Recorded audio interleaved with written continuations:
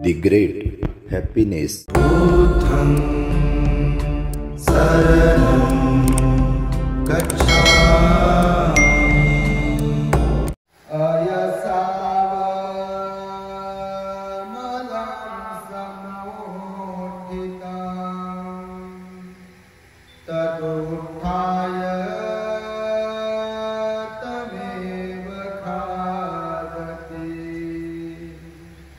yevam ati donacharinam sanikamani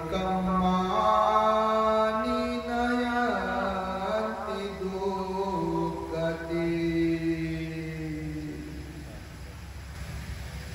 संपूर्ण विश्वाला ज्यांनी सुख शांती मानवता तथा दुःख मुक्तीचा आर्य संदेश दिला असे ते दुःख मुक्तीचे मार्गदाता दुःख मुक्त महामानव महान कारुणिक तथागत भगवान सम्यक संबुद्ध तथागतांनी आपल्या शुद्ध प्रज्ञेतून निर्मिलेला सद्धम्म आणि त्याच सद्धम्माचा गेली 2500 वर्षांपासून सातत्याने अहोरात्र प्रचार आणि प्रसार करणारा पूजनीय भिक्खू संघ या महान आणि सर्वश्रेष्ठ अशा त्रिरत्नांना प्रथमतः त्रिवार अभिवादन करतो, ज्यांच्या महान आणि असीम त्याग प्रभावामुळे आपल्याला जो हा अनमोल असा बुद्ध धम्म लाभला आणि ज्यांच्यामुळे आपल्याला हे एवढे मोठे वैभव प्राप्त झाले असे महान युग प्रवर्तक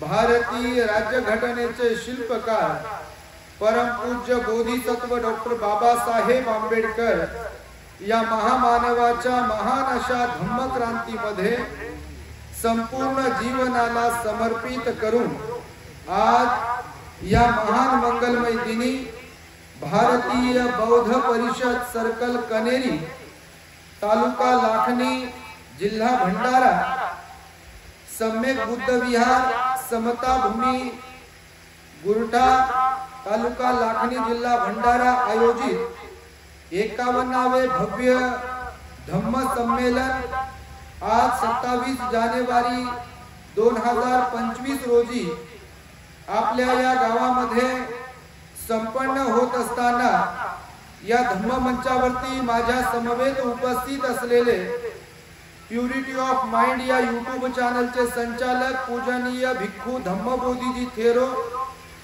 सर्च रिसर्च या यूट्यूब चॅनलचे संचालक पूजनीय भिक्खू यन धम्मानंदजी थेरो, संपूर्ण आपल्या गावातील श्रद्धावान उपासक उपासिका 60 गावांनी मिळून या कार्यक्रमाचं आयोजन केलं आहे। तेव्हा सर्वच 60ही गावातील श्रद्धावंत उपासक उपासिका समितीचे पदाधिकारी धम्मदेशना श्रवण करण्यासाठी दूरवरून आपण श्रद्धापूर्वक इथे उपस्थित आहात, तेव्हा सर्वप्रथम संपूर्ण श्रद्धावान उपासक उपासिका बालक तथा बालिकांनो तद्वतच दी ग्रेट हॅपीनेस या आपल्या यूट्यूब चॅनलचे सर्वच दर्शक सर्वप्रथम तुम्हा सर्वांच्या प्रती मंगल मैत्री सद्भावना व्यक्त करतो आणि आपणा सर्वांच्या दुःख मुक्ती करिता तथागत भगवान बुद्धांद्वारे शिकविलेल्या धम्मोपदेशास प्रारंभ करतो। आपण सर्वांनी शांत एकाग्र आणि श्रद्धायुक्त चित्ताद्वारे या अनमोल बुद्धवाणीला आपल्या हित सुखाकरिता श्रवण करावे, ग्रहण करावे। आज या कार्यक्रमात येऊन आम्हाला मनस्वी आनंद होतोय। मला वाटतं 51 वर्षांपासून 50 वर्ष लोटली आणि 51व्या वर्षामध्ये पदार्पण केलेलं आहे।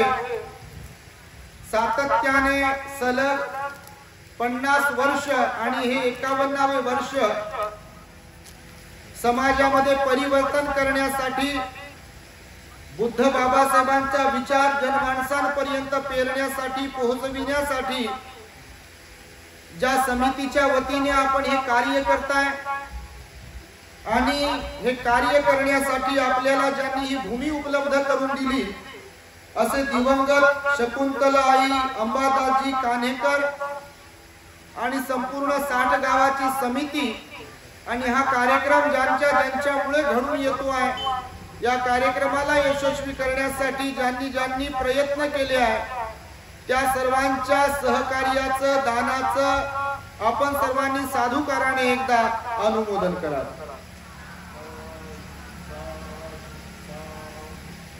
बघा, बाबासाहेबांनी आपल्याला जवळपास 68 वर्षांपूर्वी आपल्या जवळच असलेल्या नागपुरामध्ये आणि त्यानंतर 16 ऑक्टोबरला चंद्रपूरमध्ये बुद्ध धम्माची दीक्षा दिली। बाबासाहेबांचा शुद्ध हेतू होता, बाबासाहेबांनी तसं पाहिलं तर 13 ऑक्टोबर 1935 ला नाशिक जवळच्या येवल्याला धर्मांतराची घोषणा केली होती। धर्मांतर करणार आहे मी, धर्म परिवर्तन करणार आहे, दीक्षा घेणार आहे। ज्या धर्मामध्ये माझा जन्म झाला ते माझ्या हातात नव्हते, परंतु कदापिही त्याच धर्मात मी मरणार नाही, मी नव्याने धर्मांतर करेन अशी सिंहगर्जना बाबासाहेबांनी त्या येवल्याला 13 ऑक्टोबर 1935 ला केली। परंतु लगेचच धर्मांतर केलं नाही। 35 ते 56 पर्यंत म्हणजे 20-21 वर्षांचा हा कालखंड आहे। या 20-21 वर्षांमध्ये बाबासाहेबांनी निरंतर चिंतन मनन केलं आणि फक्त चिंतन मनन वरवरकरणी नाही केलं, तर भारतातल्या सर्वच प्रमुख धर्मग्रंथांचा अभ्यास केला। आज घडीला, आज मितीस आपल्या आजूबाजूला ज्या धर्म परंपरा आपण पाहतो आहे त्या सगळ्या धर्म परंपरांचं वाचन बाबासाहेबांनी केलं। हिंदूचं जे साहित्य आहे, रामायण, महाभारत, गीता, हेही बाबासाहेबांनी वाचलं। मुस्लिमांचं कुराणही वाचलं, शिखांचा गुरुग्रंथ साहिबही वाचला, जैनांचंही साहित्य वाचलं आणि त्याचबरोबर बाबासाहेबांनी भगवान बुद्धांचं सुद्धा साहित्य वाचलं, त्रिपिटकाचं वाचन केलं। आज तुम्हा सर्वांच्या घरामध्ये दी बुद्धा अँड हिज धम्मा ग्रंथ असेल, मराठीमध्ये त्याचं भाषांतर आहे, हिंदीमध्ये उपलब्ध आहे, भारतातील बहुसंख्य भाषांमध्ये त्या ग्रंथाला भाषांतरित केलाय। त्रिपिटकाचं वाचन करून माझा भोळा बाबडा समाज उद्या एवढी मोठी ग्रंथ संपदा वाचायला त्यांना वेळ मिळणार नाही, हे बाबासाहेबांना ठाऊक होतं। त्यामुळे बाबासाहेबांनी त्रिपिटकातून बुद्ध धम्माचा सार काढला आणि त्यातले काही प्रकरणे घेतले निवडित आणि बुद्ध आणि त्यांचा धम्मग्रंथात टाकले। आणि बाबासाहेबांनी आपल्या समोर बुद्ध म्हणजे काय, ज्या समाजाला माहिती नव्हतं त्यांना बाबासाहेबांनी माहित करून दिलं की बुद्ध हे काल्पनिक नाही आहेत, बुद्ध हा काही अवतार नाही आहे, तर बुद्ध हे एक सर्वसामान्य असलेल्या गृहस्थी जीवन जगणाऱ्या राजकुळामध्ये, राजवंशामध्ये जन्माला आले। त्यांची आई महामाया देवी आणि वडील राजा शुद्धोधन होते। कपिलवस्तू नगरीमध्ये त्यांचं राहणं होतं। लुंबिनी वनामध्ये सिद्धार्थ बोधिसत्व म्हणून त्यांचा जन्म झाला। 29व्या वर्षीपर्यंत सिद्धार्थ गौतम राजकुमार म्हणून त्या कपिलवस्तू नगरीमध्ये राहिले। त्यांच्या वडिलांनी, त्या सिद्धार्थ गौतमाने गृहत्याग करू नये, त्यांनी राजाश्रयाचं जीवन भोगावं यासाठी म्हणून उन्हाळा, हिवाळा आणि पावसाळ्याचा महाल बांधला। परंतु सिद्धार्थ गौतम त्या संसारिक जीवनात रमले नाही। बुद्ध होणारे पुरुष असल्या कारणाने वयाच्या 29व्या वर्षी गृहत्याग केला आणि गृहत्याग करून कपिलवस्तूवरून राजगिरी मार्गे ते उरुवेलीच्या जंगलामध्ये बुद्धगयेच्या जवळ पोहोचले। 6 वर्षाची तिथे खडतर तपश्चर्या केली आणि उपाशी राहण्यातून, व्रत वैकल्य करण्यातून काही प्राप्त होणार नाही। आपलं शरीर क्रूश झालेलं आहे, शरीरात त्राण उरलेला नाही, आपण उद्या मरू तर आपल्याला दुःखमुक्तीचं ज्ञान प्राप्त होणार नाही, म्हणून आपण अन्न ग्रहण केलं पाहिजे। तर सुजाताची खीर ग्रहण करतात आणि खीर ग्रहण केल्यावर जेव्हा शरीरात त्राण येतो तेव्हा ध्यान करतात, चिंतन करतात। बोधी वृक्षाच्या खाली बसून पूर्वाभिमुख आणि वैशाख पौर्णिमेच्या रात्री त्यांना दुःखमुक्तीचं ज्ञान प्राप्त होते। 4 आर्य सत्यांचं दर्शन होते। दुःखमुक्तीवर उपाय म्हणून आर्य अष्टांगिक मार्ग त्यांना गवसतो आणि तो आर्य अष्टांगिक मार्ग, त्याच्यामध्ये असलेल्या 10 पारमिता आणि सर्व काही 4 आर्य सत्य ज्ञान प्राप्त झाल्यानंतर सारनाथ ऋषी पतन मृगदैवनामध्ये असलेल्या पंचवर्गीय श्रावकांना जाऊन ते आषाढ पौर्णिमेच्या दिवशी शिकवतात आणि धम्मचक्र प्रवर्तन सूक्ताचा उपदेश करतात आणि या जगतामध्ये असंख्य वर्षानंतर पहिल्यांदा धम्माचं चक्र भगवंतानं सम्यक समृद्ध असताना फिरवलं. त्यानंतर काही काळ लोटला. भगवान बुद्धाचा धम्म, भगवंताचं तत्वज्ञान, बौद्ध परंपरा, बुद्ध विहाराला नष्ट करण्याचं काम एका व्यवस्थेने केलं. त्यानंतर बुद्धगयेचं बुद्ध विहारही नष्टप्राय झालं होतं. सारनाथचं धम्मेक स्तूपही नष्टप्राय झाला होता. कुशीनाराचं विहार नष्टप्राय झालं होतं. लुंबिनीचं विहारही नष्टप्राय झालं होतं. या भारतामध्ये भगवान बुद्धाच्या स्मृती कायम राहाव्या, त्यांचा धम्मा कायम राहावा यासाठी सम्राट अशोक असेल, कनिष्क असेल किंवा नंद घराणा असेल, 7 महान राजे असतील, यांनी जी विरासत निर्माण केली होती, इथल्या प्रस्थापित व्यवस्थेनं त्याला तोडून काढलं. त्याचा आज नमुना आपण पाहतो. बुद्ध गया महाबोधी विहार जे आहे, आज एवढे वर्ष झाले आपल्याला, परंतु आजही बुद्ध गयेचं महाबोधी विहार बौद्धांच्या ताब्यात नाही. याच्या एवढी लाजिरवाणी बाब, खेदजनक बाब आणि दुःखजनक बाब आपल्यासाठी, बौद्ध म्हणून घेणाऱ्यासाठी दुसरी कोणती असू शकते? आज सर्व धर्मांचे धर्म स्थळ जे आहेत त्यांच्या ताब्यात आहेत, परंतु आपलं बुद्ध विहार आहे मूळ, जिथे सिद्धार्थ गौतमाला ज्ञान प्राप्त झालं, ते आपल्या ताब्यात नाही आहे. तुम्ही बुद्धगयेच्या टूरवर जर कधी बुद्धगयेकडे जाल किंवा जे जाऊन आले असतील तर प्रत्येक ठिकाणी विडंबना केलेली आहे. प्रत्येक ठिकाणी. मी कुणाला दोष देत नाहीये.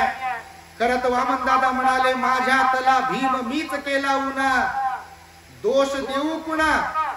दुसऱ्याला दोष देण्यात अर्थ नाहीये. काही जे लोक दुसऱ्यांना शिव्या घालत असतील, मी त्यांच्या बाजूचा नाहीये आणि असायलाही नाही पाहिजे.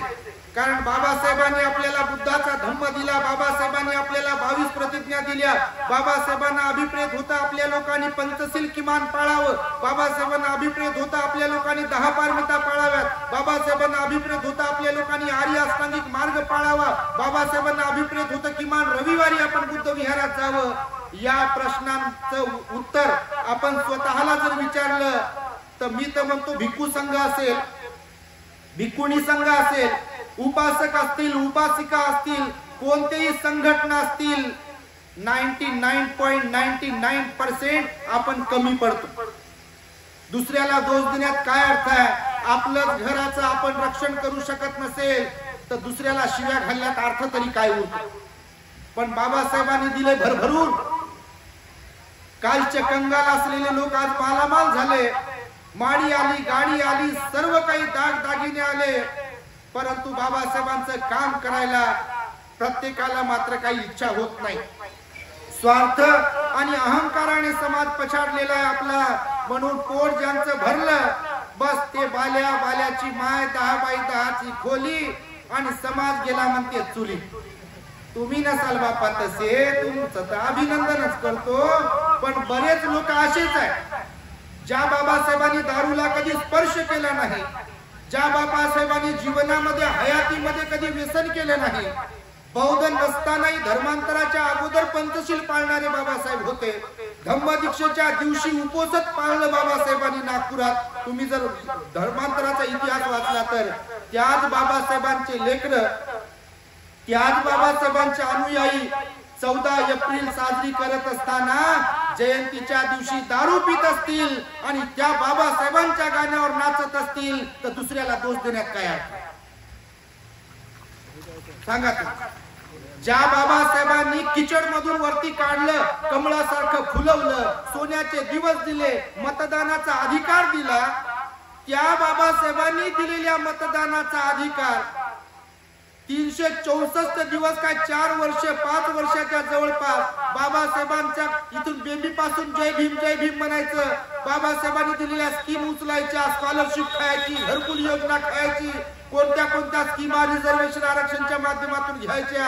आणि निवडणूक आली मग ती ग्रामसभेची, ग्रामपंचायतची असो का जिल्हा परिषदेची असो, नगरसेवकाची असो का आमदाराची खासदाराची असो, 500 रुपयासाठी दारूच्या बाटलीसाठी आणि मटणासाठी जर कोणी विकत असेल तर ते बाबासाहेबांचे अनुयायी कसे? काय दोष देतो दुसऱ्याला आपण, आणि काय दोष देतात. कमी आपल्यामध्ये असेल ती कमी पूर्ण केली पाहिजे. मी आता जी मघाची गाथा म्हणालो प्रारंभी, धम्मपदातील गाथा आहे बघा, तुमच्यामध्ये कोणी जाणकार असतील तर त्या धम्मपदातील गाथेत भगवान बुद्ध काय म्हणाले माहिती आहे? 2500 वर्षांपूर्वी जे लोक दुसऱ्याला दोष देतील की तुमच्यामुळे मी दुःखी आहे, तुमच्यामुळे आमचं असं झालं, तुमच्यामुळे तसं झालं, वरवर करणे बिलकुल ते खरं असते काही बाबतीमध्ये, पण पूर्णतया ते खरं नसते. भगवान बुद्ध त्यासाठीच म्हणून म्हणाले की बघा, ज्याप्रमाणे लोखंडातून निर्माण झालेला गंज समजते ना, समजते की नाही? तुमचं गाव लय जुनं आहे, आम्ही बघितलं बाबा. आता मातीचेच घर पण 2-2 मजली आहे, त्याला पण खिडक्या होत्या, आम्ही पाहतच होतो. कारण जुनं जेव्हा दिसते तेव्हा फार बरं वाटते, कारण जुनं ते सोनं असते असं म्हणतात. काही बाबतीत खरंच सोनं असते. त्यामुळे गाव तुमचं चांगलं आहे, बांधकाम वगैरे. बाकी काही माहित नाही बाबा, आलोच नाही कधी तर कसं सांगावं. आम्ही पहिल्यांदाच आलो. देशपांडेने आम्हाला बोलवलं. कुठे गेले देशपांडे? देशावर गेले की आहे तिथे. आम्हाला वाटलं बा देशपांडेने बोलवलं, त्यांचा आम्हाला फोन आला. मी म्हटलं बा देशपांडेने कसं काय बोलवलं? तर नंतर समजलं बा आपल्यात देशपांडे आहे, आपल्यात कोणती आडनावं नाही, भरपूर आडनावं आहेत. आता तर ओळखायलाच येत नाही. आता तर थाट माट पाहूच नका. टाय कोट सूट बूट सोनं दागिने म्हणतात, माय मावता मावला, कानात नाकात हातात गळ्यात पायात बोटात, कुठं पेटीमध्ये तर कुठं मटक्यामध्ये तर कुठं बँकेमध्ये. तर बापा विचारूच नका, मला माल बनले कंगाल असलेले. तर भगवान बुद्ध म्हणाले बघा, ज्याप्रमाणे लोखंडातून निर्माण होऊन, लोखंडापासून निर्माण होऊन त्याच लोखंडाला तो जंग खाऊन टाकतो, नष्ट करतो. अगदी त्याचप्रमाणे मनुष्यामध्ये निर्माण झालेले अवगुण दुर्गुण दुष्कृत्य त्या मनुष्याला, त्या समाजाला नष्ट केल्याशिवाय ठेवत नाही. अगदी त्याचप्रमाणे आपल्या समाजाचं झालेलं आहे. 68 वर्ष झाले आपल्या समाजाचं जर ऑडिट करण्याचा प्रयत्न केला तर काम करणारे बोटावर मोजण्या एवढे आहेत, आणि त्यातही प्रामाणिकपणे काम करणारे बोटावर मोजण्या एवढे आहेत. नावालाच काम करणारे तर बापा विचारूच नका. तुमच्याकडे कमी नसेल, बोलाचाच भात आणि बोलाचीच कढी. मग भिक्खूही सुटत नाही, भिक्खुनी सुटत नाही, उपासकही सुटत नाही, कोणती संघटना असो त्याही सुटत नाही. कारण इथे सर्वात जास्त स्वार्थाचे भुकेले लोक तुम्हाला पाहायला भेटतील, अहंकाराचे भुकेले लोक पाहायला भेटतील. पत्रिकेत माझं नाव ऐकण्याचं झूम करून पाहतील, मला फूल भेटते की नाही, माझं नाव घेते की नाही, मला खुर्ची देते की नाही, याच्यावर लय बारीक लक्ष राहते. बाकी कार्यक्रम कसाही होऊ द्या, फक्त कार्यक्रमात नाव नका घेऊ देऊ. आणि त्याला विचारतो त्याला तिला कार्यक्रम कसा वाटला तुम्हाला. त्यांचं हे नाक सरळ जरी असले की घंटाभर नाही तर काही दिवस वाकडच राहते, सरळ होतच नाही. ते विचारा होतं कसं मंडप वगैरे चांगला होता, साऊंड सिस्टम चांगली होती, रॅली वगैरे लय भारी झाली. कसं काय ते ऐकून घेईल काय खरं, आम्ही एवढी वर्गणी दिली, आम्ही एवढी मेहनत केली, आमचं तर नाव आहे नाही, गाव आहे नाही. म्हणजे कार्यक्रम कशासाठी करायचा आहे? समाज कार्य कशासाठी करायचं आहे? कशासाठी? नावासाठी. भीम के लगते जिगर, अर्ध्यापेक्षा कमी इधर आणि अर्ध्यापेक्षा जास्त उधरच आहेत अजून आचरणिक दृष्ट्या. बिलकुल बघा आता भंतेजी म्हटले बाबा हे तर लोक तर उठून गेले, म्हणजे जेवायला गेले होते तुम्ही तेव्हा. मी म्हटलं येतील बाबा, भूकायला लागले असतील त्यांना पण. तर बघा हे सांगतो यासाठी मी आज हा विषय मुद्दा म्हणून घेतला. मला आनंद झाला सुरुवातीला फार की 60 गावं एकत्र येऊन तुम्ही हा उपक्रम राबवित आहात धम्म परिवर्तनाचा, समाज परिवर्तनाचा. त्याला 50 वर्ष लोटून गेले, 51वे वर्ष आहे नाही का. 60 गावं प्रयत्न करत आहात तुम्ही. मी इतिहास भूगोल नागरिकशास्त्र तुमचं माहित करून घेतलं. ज्या कार्यक्रमात जातो तिथला आम्ही अभ्यास करतो थोडाफार अगोदर. वातावरण कसं आहे, कारण कोणत्या गोळ्या द्यायच्या, कोणतं औषध द्यायचं, कोणतं मेडिसिन द्यायचं ते डॉक्टरला समजलं पाहिजे ना. काय बोलतो आजारच माहित नाही, कोणत्या गोळ्या देत बसल्यावर तब्येत बरी होईल का, आपला आजार बरा होईल का?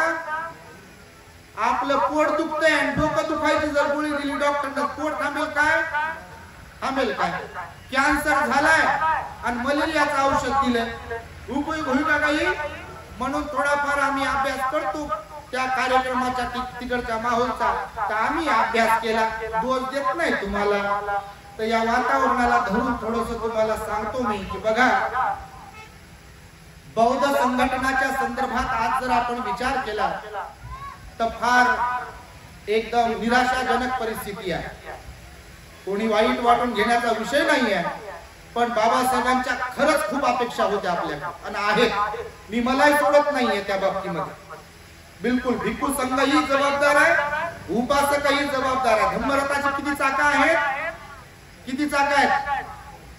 धम्मरथाची 4 चाका आहेत. एक तर पहिलं समोरचं भिक्खू, दुसरं चाक भिक्खुनी आणि पाठीमागच्या 2 चाकापैकी उपासक आणि उपासिका. आता तुम्ही मला सांगा, तुमच्याकडे गाड्या घोड्या असतील, 4 चाकी गाड्या असतील, कार असते कोणाकडे, तर त्या कारची 4ही चाकातली हवा समान भरत असतात की समोरचे 32 आणि पाठीमाग 20, किंवा पाठीमाग 32 आणि समोरची 10? चालेल का गाडी? किंवा 4 पैकी एखादा चाक पंक्चर असलं तर काही हरकत नाही, चालते गाडी, असं होते का? होते का?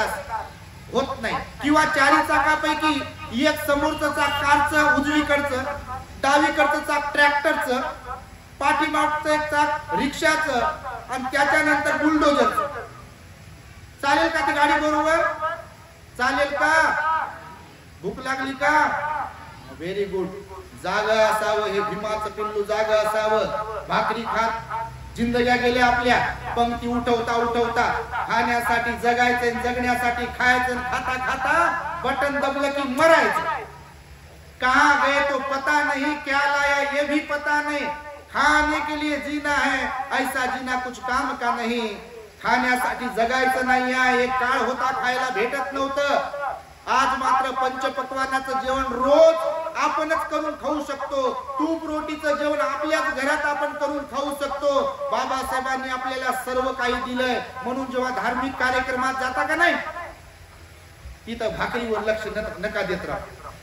आम्ही तर आल्या देशपांडे साहेबांना म्हटलं, संयोजकांना बोललो की आम्ही जेवण नाही करत, आता हा जो माहोल आहे हा माहोल कंटिन्यू करू, नंतर जेवण करू. आणि आम्ही तसंच केलं. एका भंतीला धम्मदेशनीसाठी लावून दिलं. आम्ही ठवरे आईकडे गेलो, तिकडे जाऊन भोजनदान घेतलं बघा. आणि पुन्हा मग अशा प्रकारचा कार्यक्रम, तर भोजनाला महत्व दिलं नाही पाहिजे जिथे आपण जातो तिथे. आणि त्यामुळे तुम्हाला मी सांगेल की भगवान बुद्धापासून बाबासाहेबांपर्यंत संघटना ह्या अत्यंत महत्वाच्या आहेत. पण संघटना टिकत नाही. बाबासाहेबांनी कोणकोणत्या संघटना निर्माण केल्या हे तुम्हाला माहिती असेल. भगवान बुद्धांनी सुद्धा आदर्श संघटन शिकवलं. 2500 वर्षांपूर्वी भगवान बुद्धांनी सुद्धा संघटन निर्माण केलं. माहिती आहे तुम्हाला? कोणतं संघटन निर्माण केलं? आषाढ पौर्णिमेला सारनाथ येथील ऋषीपतन मृगदाय वनामध्ये भगवान आपले जेव्हा पहिलं प्रवचन देण्यासाठी पोहोचले, तिथे किती श्रावक होते? किती होते? 5 श्रावक होते ना. त्या 5 श्रावकांना भगवंतांनी क्रमशः यही भिक्कवे म्हणून दीक्षित केलं. 5 झाले. 5 झाल्यानंतर भगवंतासह 6 झाले. ते भगवान त्यांचे गुरु झाले. ते 5 लोक शिष्य झाले. नंतर यश नावाचा कुलपुत्र जो होता, त्याचे 4 मित्र, तो एक आला, त्याचे 4 मित्र आले. पुन्हा 60 लोक गावकरी, त्याचे 54 गावकरी, 50 गावकरी आले. असे मिळून भगवंतासह 61 अरहंत झाले. किती? 61 अरहंत भिक्खू झाले पहिल्यांदा सारनाथ मध्ये. आणि वर्षावासाचा समापन झाल्यानंतर भगवान बुद्धांनी त्यांना चरत भिक्कवे चारिकं बहुजन हिताय बहुजन सुखाय हा आदेश दिला. धम्म प्रचारासाठी तुम्ही आता फिरत राहा भिक्खूंनो, असा आदेश दिला. तर संघ निर्माण केला भगवान बुद्धांनी. काय निर्माण केलं? भिक्खू संघ निर्माण केला.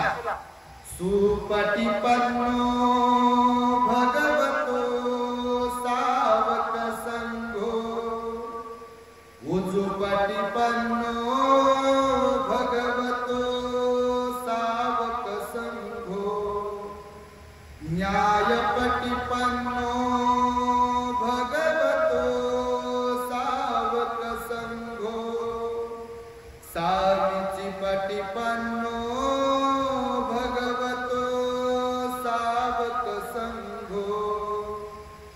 यदिदं चत्तारि पुरुषयुगानि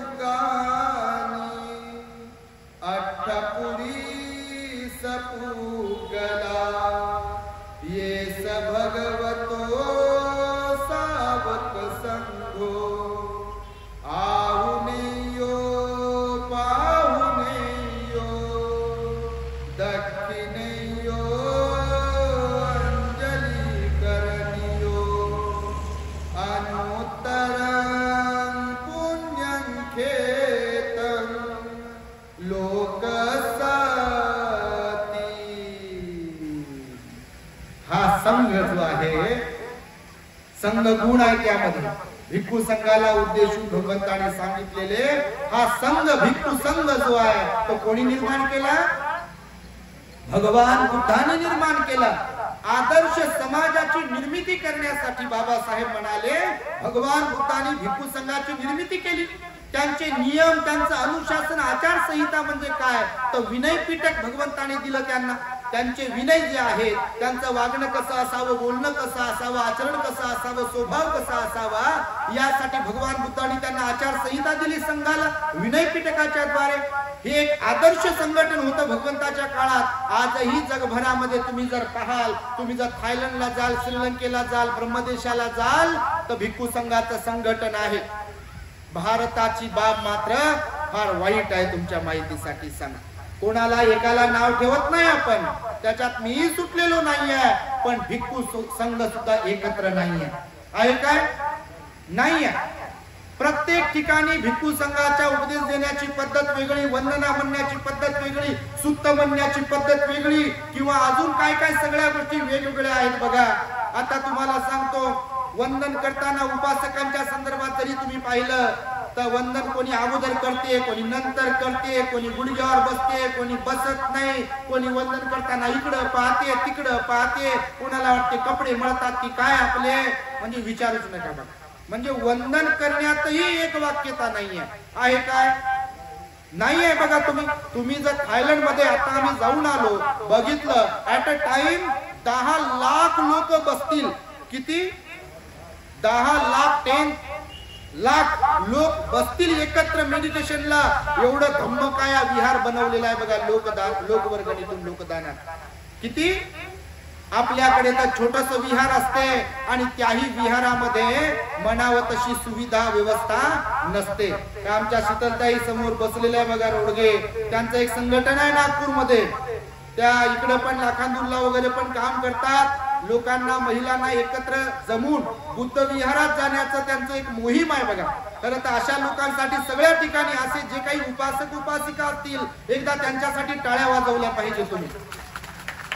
बाबासाहेबांनी समाज जोडायला शिकवलं आपल्याला, आणि समाज जोडता आला पाहिजे। नुसतंच खाऊ खाऊ डकार देणाऱ्यापैकी आपण नसलो पाहिजे, कारण आपलं बटन दबू शकते।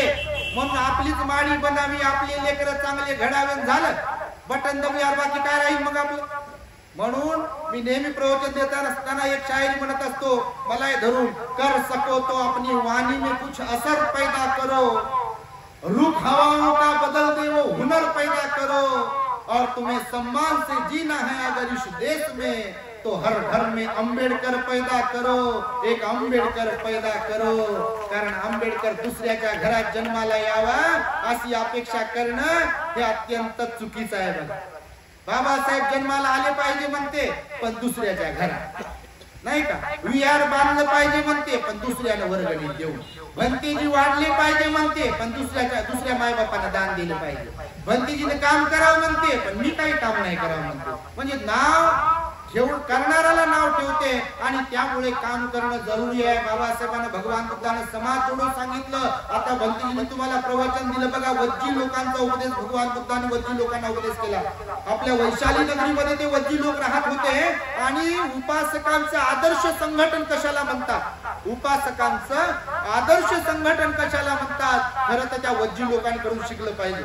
आपल्या दी ग्रेट हॅपीनेस चॅनल वरती तुम्ही जर कधी ऐकाल तर भगवान बुद्धाने वज्जी लोकांना दिलेला सत्य अपरिहानीय धम्म हा उपदेश आहे बघा, अत्यंत सुंदर प्रकारे, की उपासकांचं संघटन कसं असावं। भगवान बुद्ध म्हणाले, जोपर्यंत वज्जी लोक त्या 7 नियमांचं पालन करतील तोपर्यंत त्यांना कोणी हरवू शकणार नाही. परंतु एक ब्राह्मण नंतर त्यांच्यात घुसलं आणि एकाएकाला फूस लावली, एकाएकाला स्वार्थी बनवलं, अहंकारी बनवलं, त्यांच्यात संशय निर्माण केला, त्यांच्यात मतभेद निर्माण केला आणि वज्जीचं संघटन तोडलं आणि मग युद्ध झालं. वज्जी लोक बेचिराग झाले, उद्ध्वस्त झाले.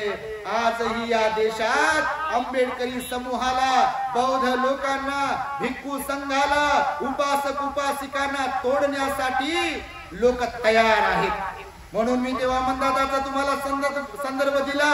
खरं तर आपण जर एकत्र असू, आपल्या घरावर आपलं जर लक्ष असेल, आपल्या घराचं संरक्षण करण्यासाठी आपण जर मजबूत असू, तर दुसऱ्याची काय मजाल आहे का? मजाल कुणाची काय मजाल? पण आपण आपलं घर सोडून दुसऱ्याच्या घराकडे लक्ष देत बसलो तर आपलं घर राहील का साबूत? राहील सुरक्षित? आणि म्हणून आपलं आपल्या घरावरती लक्ष असलं पाहिजे, आपल्या समाजावर आपलं लक्ष असलं पाहिजे. मला फार आनंद झाला जेव्हा रॅलीमध्ये आम्ही फिरत होतो. आपले तरुण मुलं, तरुण मुली आणि काही पुरुष मंडळी, काही स्त्रिया अत्यंत शिस्तबद्ध. भरपूर कार्यक्रमांमध्ये आम्ही जातो, काही ठिकाणी खूप शिस्त असते तर बऱ्याच ठिकाणी बेशिस्त असते. बघा, पुढं करायची लय सवय बापा आपल्या लोकांना. तुम्हाला नसेल, तुम्ही तर लय चांगले, तुमच्यासारखं तर कोणीच नाही, पण पुढं करायची सवय बापा. कोणत्या गोळ्या खातात म्हणा, कोणतं औषध पितात, काय होते यांना, लय पुढं करायची सवय. पा कुठे जा, रॅली चालली तर पुढंच येते बापा. आमच्या पुढे जायला बसले लोक, तुम्हाला सांगा. आणि आता तर ते अँड्रॉइड मोबाईल आले, प्रत्येकाकडे सेल्फी काढू दे म्हणते मला, एक फोटो घेऊ दे मला म्हणते, आणि पुढं सारं गाव पाहत असते, सारं नगर पाहते, सारं शहर पाहते. भगवान बुद्धाने शिस्त शिकवली की नाही? बाबासाहेबांनी शिस्त शिकवली की नाही? या गावामध्ये समता सैनिक दलाचे जे काही आपले पदाधिकारी, तरुण मुलं मुली जे कोणी होते, एकदम मला तर असं फील होत होतं. आम्ही मागच्या काही 2 वर्षांपूर्वी दिल्लीला गेलो होतो भगवान बुद्धांच्या अस्थीचं दर्शन घेण्यासाठी. दिल्लीमध्ये भगवंताच्या अस्थी आहेत ना, त्या अस्थींचं दर्शन घेण्यासाठी. आणि त्या अस्थी एखाद्या चैत्य स्तूपात सरकार ठेवेल का, केंद्र सरकार, याबद्दल आम्ही चिंतन मनन करण्यासाठी गेलो असता. 26 जानेवारी होती नेमकी, तर तो दिल्ली, काल बघा 26 जानेवारी होती, तर तो दिल्लीचा परेड आम्ही पाहिला आणि थक्क झालो. तुम्ही पण टीव्हीवर पाहत असाल, लहानपणापासून आपण तर 26 जानेवारी 15 ऑगस्टला टीव्हीवर पाहतच आलो आहे. माणसंच असतात ते सैनिक, परंतु एवढी शिस्त, घोडे, हत्ती, उंट, जणू काय माणूस काय चालेल मशीन सारखं. सगळ्यांचा उजवा पाय पुढे तर उजवाच पाय पुढे, सर्वांचा डावा पाय पुढे तर डावाच पाय पुढे. सर्व थांबतील तर बरोबर थांबतील, रांग तर रांगत बिलकुल, उजवीकडे पाहतील तर उजवीकडेच पाहतील, डावीकडे पाहतील तर जणू काही मशीनच आहे. तुम्ही पण पहा कधी, ती शिस्त मी बघितली. म्हणून भगवान बुद्धाने शिस्त शिकवली. आज आम्हाला समता सैनिक दलाच्या आमच्या महिला, पुरुष, तरुण, तरुणी यांची सुद्धा अत्यंत सुंदर रॅली पाहायला मिळाली. त्यामुळे एकदा समता सैनिक दलाच्या साठी आपण प्रचंड टाळ्या वाजवल्या पाहिजे. आणि मी तर म्हणतो गावागावामध्ये समता सैनिक दल असायला पाहिजे, परंतु त्याच्यामध्ये तरुण आणि तरुणींचा सहभाग असायला पाहिजे. कारण यजबार झालेले लोक कदम ताल कसा करतील बाबा, गुडघाच कामातून अगोदरच गेलेला. त्यांना लेफ्ट राईट जर म्हटलं तर 2-3दा जमिनीवर पाया आदळला तर होती नव्हती वाटी सगळी फुटून जाण्याची. एक तर कॅल्शियम संपलेलं असते तेव्हा, दुसरी गोष्ट ऐकायला कमी येते. समोरच्यानं जर सावधान म्हटलं, हे विश्राम म्हणे करेल, समोर ऑर्डर देणाऱ्याने विश्राम म्हटलं तर हे सावधान म्हणेल आणि करेल. तर त्यामुळे बघा, ही शिस्त खूप महत्वाची आहे. आणि म्हणून तुम्हाला हे उदाहरण दिलं की भगवान बुद्धांनी आदर्श संघटन म्हणून भिक्खू संघाचं संघटन निर्माण केलं, आणि त्यानंतर उपासकांचं संघटन म्हणून वज्जी लोकांना त्याने उपदेश केलेला आहे. तर हे दोन्ही उपदेश जे आहेत, वज्जी लोकांना दिलेला उपदेश आणि भिक्खू संघाला दिलेल्या संघटनेच्या संदर्भातील उपदेश, तुम्ही तो लक्षात घेतला पाहिजे. आणि बाबासाहेबांनी सुद्धा संघटन निर्माण केलं. मी आधी बोलणार नाही आहे, परंतु या गावाला पुन्हा कधी येऊ माहिती नाही. आमची अशी इच्छा असते की कमी वेळेमध्ये जास्त बोलल्या गेलो पाहिजे. कारण लोक काही आमच्यावर आरोप करतात की भंतीजी लोक खेड्या गावात येत नाही. मी त्या सगळ्या लोकांना सांगेल, जरा आपल्या चॅनलवर जा आणि पहा की भंतीजी लोक खेड्याला फिरतात की नाही. शहरातही जातो, मेट्रो सिटीतही जातो, महानगरातही जातो, खेड्यातही जातो, शेतावरही जातो. जे काम करणारे भिक्खू आहे ते खरोखर काम करतात प्रामाणिकपणे. आपल्या भारतातही जरी भिक्खू संघ एकत्र नसेल, भिक्खुनी संघाचं संघटन जरी नसेल, परंतु याचा अर्थ असा नाही की भिक्खू संघ काम करत नाहीये. काही भिक्खू पूर्ण जीवन समर्पित करतात. तुमच्या माहितीसाठी सांगतो, आई वडिलांना ते त्यागतात, लहानपणापासून या चिवरातच मरतात. हा त्याग काय कमी समजता काय तुम्ही? शिक्षण घेतील, लोकांना सरळ करण्याचं काम करतील, लोकांना शिस्त लावण्याचं काम करतील, लोकांना पंचशील शिकवतात, लोकांना उपोषणधारी बनवतात, लोकांना 22 प्रतिज्ञा पाळण्यासाठी भाग पाडतात, लोकांना बाबासाहेबांचा विचार शिकवतात. असे कितीतरी भिक्खू आहेत, प्रचंड त्यागी आहेत, विद्वान आहेत, समाज घडविण्याचं जोडण्याचं काम करतात. तशा भिक्खूसाठी सुद्धा तुम्ही साधुकार दिला पाहिजे. संघटन खूप महत्वाचं आहे. फक्त फरक एवढा पडतो, करणारे करतात पण संघटन संघटित राहून करत नाही. बाबासाहेबांनी भगवान बुद्धाचं संघटन सांगितलं तुम्हाला. थोडक्यात सांगेल मी, बाबासाहेबांनी सुद्धा आपल्या समाजाकडून अपेक्षा ठेवली की काम व्हावं, पण काम होण्यासाठी एकच माणूस काम करू शकत नाही. संघटन खूप जरुरी आहे. म्हणून 5चे 50 झाले पाहिजे. विहारात आणण्यासाठी महिला मंडळाने कंबर कसली पाहिजे, परंतु त्यासाठी स्वतः मध्ये काही गुण असले पाहिजे. कोणते गुण असले पाहिजे संघटित राहायचे, काम करायचे बुद्ध बाबासाहेबांचं? तर पहिली गोष्ट तर आपल्याकडे विनम्रता असली पाहिजे. दुसरी गोष्ट आपल्याकडे प्रामाणिकपणा असायला पाहिजे. आणि तिसरी गोष्ट आपल्याकडे सहनशीलता असली पाहिजे. चौथी गोष्ट आपल्याकडे समजूतदारपणा असायला पाहिजे. हे 4 गोष्टी ज्या काम करणाऱ्या लोकांमध्ये असतील, ते भिक्खू असो, भिक्खुनी असो, उपासक असो की उपासिका असो, का कोणती संघटना असो, ते लोक तेव्हाच काम करू शकतील.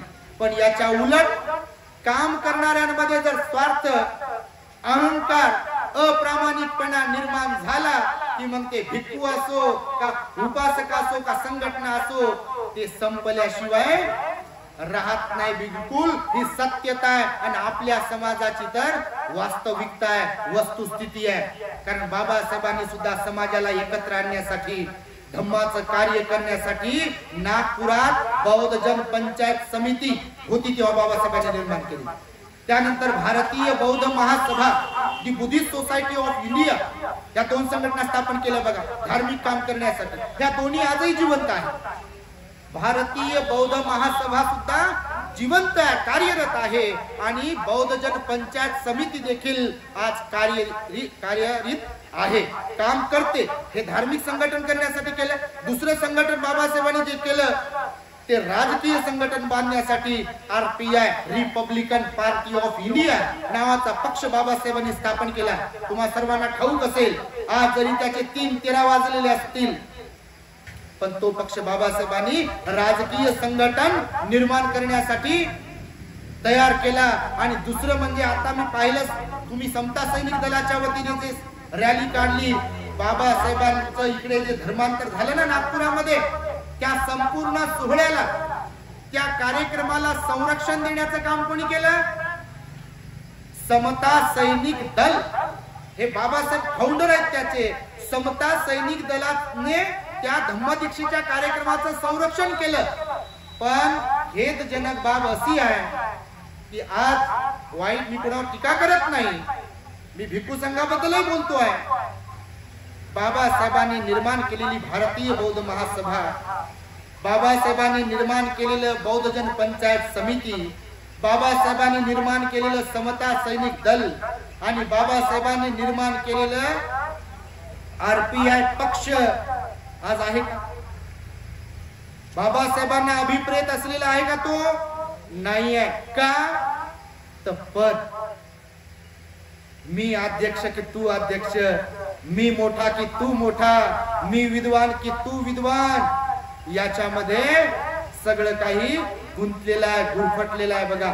आणि म्हणून अत्यंत समाजाची जी अवस्था वाईट बनत चाललेली आहे, याला या संघटना सुद्धा जबाबदार आहे. आणि म्हणून वामनदादा म्हणाले, वाणीत भीम आहे करणीत भीम असता वर्तन तुझ्या पिलांचे सारेच चोख असते नेक असते वाणीत भीम आहे.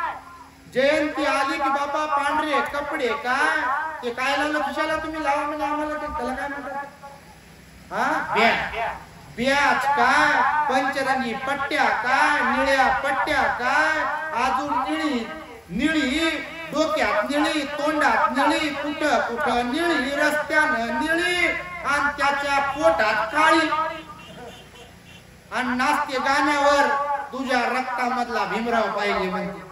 मी म्हटलं माझ्या त्या रक्तात नुसता अल्कोहोलच असेल आता नुसती दारू सापडेल. जर डॉक्टरनं रक्त चेक केलं तर इथं रक्तदान ठेवलंय बघा अमन ब्लड सेंटर भव्य रक्तदान शिबिर आयोजकांसाठी साधुकार आहे हे पण आवश्यक आहे. तर आज मला सांगा आता ते कोणीतरी दारू पिऊन आले फार वाईट वाटलं बघा देशपांडे साहेब तुम्हाला सांगा दारू पिऊन आले होते बघा एक दोघं कोणीतरी. खरं तर हा धम्माचा अपमान आहे. अशा लोकांना तुम्ही सांगितलं पाहिजे त्या घरच्या लोकांनी धार्मिक कार्यक्रमात अशा लोकांनी तर अजिबात जाता कामा नये. जे व्यसनाधीन झाले त्यांनी घरीच बसावं. बाबासाहेबांचा अपमान करू नये त्यांनी बाबासाहेबांचं नाव घेऊ नये. त्या दारूच्या तोंडानं जय भीम म्हणण्याच्या पात्रतेचे लोक नाही बघा असे बिलकुल कोणी असो मग बिलकुल. कारण बाबासाहेबांनी चारित्र्य संपन्नतेचे धडे दिले नैतिकतेचे धडे दिले. बुद्ध धम्माचाच का स्वीकार केला. स्वैराचारी जीवन जर बाबासाहेबांना पसंत असतं तर कोणताही धर्म स्वीकारला असता. बुद्ध धम्म नैतिकतेला धरून आहे. बुद्ध धम्माचा आधार नैतिकता आहे आणि म्हणून संघटन सुद्धा टिकवायचं असेल तर त्यासाठी बघा आपल्याकडे नैतिक बल असणे अत्यंत आवश्यक आहे. स्वाभिमान असणे अत्यंत आवश्यक आहे.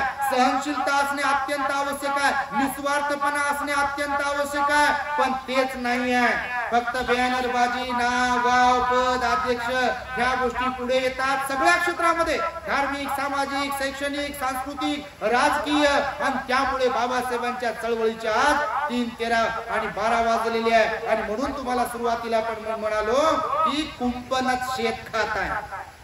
कोण शेत खात आहे. कुंपणच शेत खात आहे. एकदा भगवंताच्या काळामध्ये भगवंताने जातक कथा सांगितली बघा शॉर्ट मध्ये तुम्हाला सांगतो की संघटन कसं तुटते त्याचं एक उदाहरण भगवंताने सांगितलं. एका जंगलामध्ये पक्ष्यांचा थवा समजतं ना. पक्ष्यांचा थवा उडत होता. एका जंगलामध्ये राहत होता आणि जंगलामध्ये राहत असताना एका शिकाऱ्याने जाळ टाकलं एका ठिकाणी. बघा तुम्ही एका शिकाऱ्याने पक्ष्यांना पकडण्यासाठी जाळ टाकलं. आता त्या पक्ष्यांच्या थव्यामध्ये एक नेतृत्व करणारा पक्षी होता. सगळेजण अगोदर पासून त्या पक्षाचं नेतृत्व स्वीकारलं होतं ऐकत होते. पण नंतर चालून असं झालं अहमभाव वाढला. आता हे सगळ्या गोष्टी पाहून बघा अहमभाव वाढतो बघा. मनुष्याच्या जीवनामध्ये काही काही लोकांमध्ये अहमभाव माझ्यामुळेच आहे म्हणते बाबा. जे काही आहे ते कोणामुळे म्हणते माझ्यामुळेच आहे. मी नसतो तर काही खरं नाही म्हणते. आता असे लोक मी असो का तुम्ही असो अहंकार बाळगणारे भगवंताचं वचन आहे एक दिन आएगा अपना बटन दबेगा. आणि कोणासाठी काय थांबते का. अहो घरचा माणूस मेला तर कोणी भाकर खाणं सोडते काय जेवण सोडते का. पुढे जाणं सोडते का कोणी. हसणं सोडते का कोणी. प्रगती करणं सोडते का कोणी. अहो घरची गोष्ट असो का गावातली असो का समाजातली असो बिलकुल कोणाहून कोणाचं इथे काहीच राहत नाही. आएगा सो जाएगा राजा रंग फकीर आएगा सो जाएगा. एक करुणा भंतेजी जैसे किती भंतेजी येतील आणि किती जातील आमची गॅरंटी नाही. कधी बटन दबू शकते. काम थांबत नाही. काम थांबत नाही. मला असं वाटतं कामा नये मी फार विद्वान आहे. मला असं वाटतं कामा नये की माझ्यामुळे चाललाय. बिलकुल नाही. जर वाटेल असं तर माझ्या एवढा मूर्ख दुसरा कोणीच नाहीये. जर मला जेव्हा कधी असं वाटेल तर माझ्या एवढा अज्ञानी या जगात कोणी नाहीये. कारण या जगात भगवान बुद्ध म्हणाले बुद्धाला जर सोडलं तर या जगामध्ये असं कोणीच नाहीये की बा तेच ते असतात आणि त्यांची बरोबरी कोणी करू शकत नाही. आहे का असं कोणी. आता प्रवचन टाकलं काही दिवसापूर्वी की शहरात सव्वाशे भेटत असते. म्हणजे मी मला विद्वान समजत असेल शिलवान गुणवान काय ते समजत असेल तर माझ्यापेक्षाही चांगले चांगले लोक या जगामध्ये असतात. म्हणून तो थवा त्या जंगलामध्ये राहत होता. एका दिलाने एका मताने राहत होता. बिलकुल चांगलं खात होता. दाणे टिपत होता. एकी होती त्यांची. परंतु एक दिवस ग्रहण लागलं बघ. सूर्याला ग्रहण लागते चंद्राला ग्रहण लागते की नाही. एक दिवस त्या पक्षाच्या थव्याला ग्रहण लागलं, त्या संघटनेला ग्रहण लागलं. शिकाऱ्याने जाळ टाकलं. शिकाऱ्याने जाळ टाकल्यानंतर त्या जाळ्यामध्ये सगळे पक्षी अडकले. त्याचं नेतृत्व करणारा जो पक्षी होता त्यानं सांगितलं की आपण बाहेर पडलो पाहिजे. आपण बाहेर पडलो पाहिजे तर सर्वांनी एकत्र ओढलं पाहिजे. त्या जाळ्याला आपण तोडू शकतो, ते कमजोर आहे, आपण बलवान आहोत असं तो एक पक्षी सांगत होता. बाकीचे पक्षी म्हणाले तू लय मोठा शहाणा, तुझं काऊन ऐकू आम्ही, तुझं का ऐकू आम्ही, असं म्हणत होता तो. आणि असं करता करता मग माझ्यामुळे संघटन आहे, ते म्हणते माझ्यामुळे संघटन आहे, ते म्हणते माझ्यामुळे संघटन आहे. प्रत्येक पक्षी असा म्हणत होता. आणि असं करता करता मग तो शिकारी आला आणि शिकाऱ्याने ते जाळ घेतलं आणि घरी गेला आणि ते पक्षी जीवे मारले. जात कथा आहे, तुमच्या सारांश रूपाने सांगितली मी तुम्हाला. समाजाचं पण असंच होते. एकाला बाजूला बोलवल्या जाते समाजातून, त्याला काहीतरी खाऊ घातल्या जाते, त्याला गोळी दिल्या जाते. ते म्हणते माझं पोट भरलं, म्हणते आता समाजावर काही, समाजाचं मला काही देणं घेणं नाहीये. आणि म्हणून मी तुम्हाला सांगतोय संघटन करणं सोपं आहे, पण संघटन टिकवणं अवघड आहे. माझ्या मायांनो, बहिणींनो, भावांनो, बाबांनो, तुम्हाला या धम्मदेशनेच्या माध्यमातून हाच संदेश देतो आम्ही की आपण बाबासाहेबांची लेकरं आहोत. बाबासाहेबांचा आपल्यावरती भरोसा होता. बाबासाहेब म्हणाले तुम्ही पोटचा पाईप बनता कामा नये, उगम रीतीने धम्माचं आचरण करून धम्माचा रथ पुढे आणि पुढे तुम्हाला नेता आला पाहिजे. जर पुढे नेता नाही आला तर हरकत नाही, त्याला जागेवर राहू द्या, पण त्याला मागे खेचण्याचं, मागे आणण्याचं काम तुमच्याकडून घडलं नाही पाहिजे. त्यासाठी तुम्ही जबाबदार ठरले नाही पाहिजे. परंतु आज आपण पाहतोय आपणच जबाबदार आहोत या सगळ्या गोष्टींना. आणि त्यामुळे बाबासाहेबांनी 15 ऑक्टोबर 1956 ला आपल्याला जाणीव करून दिली होती की इथल्या प्रस्थापित व्यवस्थेनं तुमच्याकडे बोट करू अशी म्हणण्याची वेळ येऊ देऊ नका की महाराणी बुद्ध धम्म पाठवला. जे हिंसा करणारे असतील, बौद्ध म्हणून घेणारे, चोरी करणारे असतील, व्यभिचार करणारे असतील, खोटं बोलणारे असतील, दारू पिणारे असतील, तंबाखू खाणारे असतील, अजून काय काय खाणारे असतील, समाज फोडणारे असतील, ते बौद्ध असून देखील अंधश्रद्धा पाळणारे असतील तर ते बौद्ध नाही. तुमच्या माहितीसाठी सांगतो बाबासाहेब आपला आदर्श आहे, त्यांच्या आचरणानुसार आपण वागलो पाहिजे, वर्तन ठेवलं पाहिजे. म्हणून 60 गावांनी मिळून हा जो काही कार्यक्रम या ठिकाणी आयोजित केला त्यांचं मी अभिनंदन करेल. आपण अजून लोक जोडण्याचा प्रयत्न केला पाहिजे. आपण सुद्धा या समितीला साथ दिली पाहिजे, बुद्ध विहारात आलं पाहिजे, काम करणाऱ्यांना सहकार्य केलं पाहिजे अशी अपेक्षा तुम्हा सर्वांकडून व्यक्त करतो. समाज कार्य, धम्म कार्य करण्यासाठी आपलं द ग्रेट हॅपीनेस चॅनल आपण निर्माण केला. त्या चॅनलला आपण सबस्क्राईब करावं, त्याच्यावरती येत असलेले व्हिडिओ आपण शेअर करत राहावेत अशी सुद्धा अपेक्षा व्यक्त करून माझ्या शब्दांना मी पूर्ण करतो. भवतो सप्तमंगलम् रक्षन्तु सप्तदेवता सप्तबुद्धानुभावेन सदा सुखी भवते. भवतु सप्तमंगलम् रक्षन्तु सप्तदेवता सप्तधर्मानुभावेन सदा सुखी भवन्तु ते. भवतु सप्तमंगलम् रक्षन्तु सप्तदेवता सप्तसंघानुभावेन सदा सुखी भवन्तु ते.